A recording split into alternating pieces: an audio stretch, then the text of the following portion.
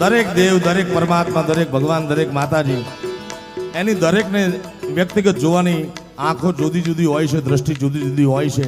હું દરેક કાર્યક્રમમાં કહું છું. અત્યારે ખાલી વાત કરીશ, કારણ કે ગીત મૂળ પુરુષ બેઠો છે. મૂળ પુરુષ દ્વારકા જઈ તો મને તમને કનૈયાનું રૂપ જુદું દેખાય, આમને જુદું દેખાય, કોઈ મહાત્માને જુદું દેખાય, રાજાને શું દેખાય એ એના મોઢે જ કહેશે. ભાઈ મીઠુડી મીઠડી મીઠુડી મીઠડી મીઠુડી મીઠડી, અરે મીઠુડી ધરતી ના મીઠા ભગવાન, મેં તો દરિયાના ફળિયામાં દીઠા ભગવાન, દીઠા ભગવાન.